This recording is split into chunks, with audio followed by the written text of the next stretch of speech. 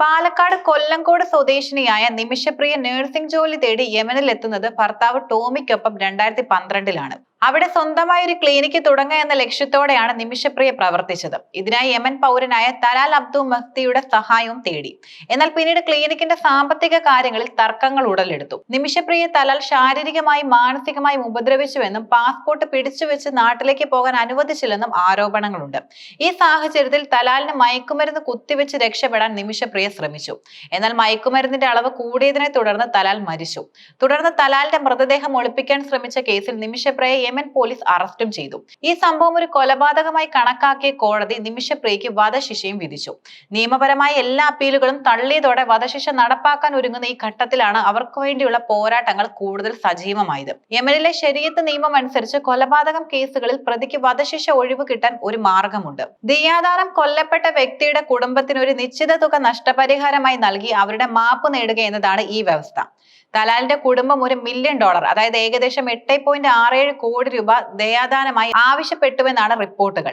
നിമിഷപ്രിയയെ രക്ഷിക്കാനുള്ള ഈ ഏക പോം വഴി മുന്നിൽ കണ്ട് നിമിഷപ്രിയയുടെ കുടുംബവും സുഹൃത്തുക്കളും ഉൾപ്പെടുന്ന സേവ് നിമിഷയുടെ ഇന്റർനാഷണൽ ആക്ഷൻ കൗൺസിൽ എന്ന കൂട്ടായ്മയും രൂപീകരിച്ചു. ഇവർ ദിയാദാനം ശേഖരിക്കുന്നതിനും നിയമപരമായി സഹായം ലഭ്യമാകുന്നതിനും ശ്രമങ്ങൾ നടത്തി. കേന്ദ്ര സംസ്ഥാന സർക്കാരുകളുടെ സഹായം അഭ്യർത്ഥിച്ച് ഇവർ സുപ്രീം കോടതിയും സമീപിച്ചു. കേന്ദ്ര സർക്കാരിന് ഈ വിഷയത്തിൽ നയതന്ത്രപരമായ ഇടപെടലുകൾ നടത്താൻ പരിമിതികളുണ്ട്. കാരണം യമനിൽ ഒരു ഔദ്യോഗിക ഭരണകൂടം നിലവിലില്ല. രാജ്യം ആഭ്യന്തര യുദ്ധത്തിലാണ്. എന്നിരുന്നാലും കേന്ദ്ര സർക്കാർ നിമിഷപ്രിയയുടെ കേസിൽ സാധ്യമായ എല്ലാ സഹായങ്ങളും നൽകുന്നുണ്ട്. സുപ്രീം കോടതിയിൽ നടന്ന ഹർജി പരിഗണിച്ച കോടതി വിഷയത്തിൽ അടിയന്തരമായി ഇടപെടാനും സ്വീകരിച്ച നടപടികൾ അറിയിക്കാനും കേന്ദ്ര സർക്കാരിന് നിർദ്ദേശം നൽകിയിരുന്നു. നിമിഷപ്രിയയുടെ കേസിൽ ഇപ്പോൾ പുതിയ വഴിത്തിരിവായിരിക്കുന്നത് ഇവാഞ്ചലിസ്റ്റും ഗ്ലോബൽ പീസ് ഇനീഷ്യേറ്റീവ് സ്ഥാപകനുമായ ഡോക്ടർ കെ.എ. പോൾ സുപ്രീം കോടതി നൽകിയ ഹർജിയാണ്. നിമിഷപ്രിയയുടെ വധശിക്ഷ ഈ മാസം 24-നോ 25-നോ നടപ്പാക്കുമെന്ന റിപ്പോർട്ടുകൾ ചൂണ്ടിക്കാട്ടിയാണ് അദ്ദേഹം കോടതിയെ സമീപിച്ചത്.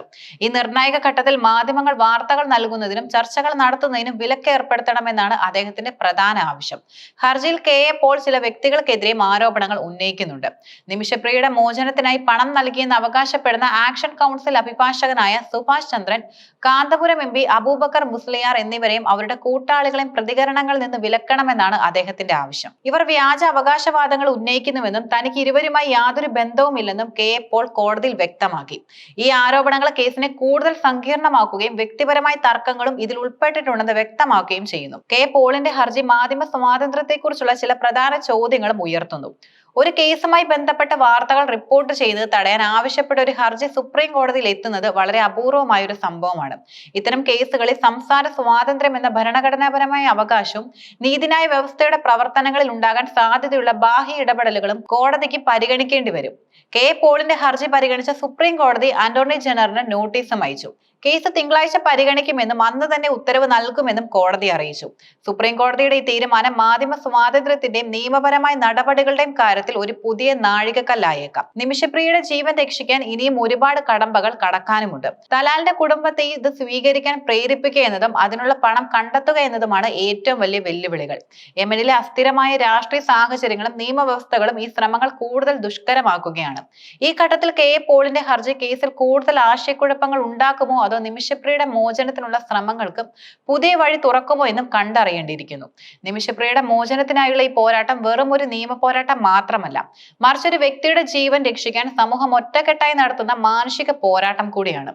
സുപ്രീം കോടതിയുടെ തീരുമാനം ഈ വിഷയത്തിലും നിർണായകമായിരിക്കും.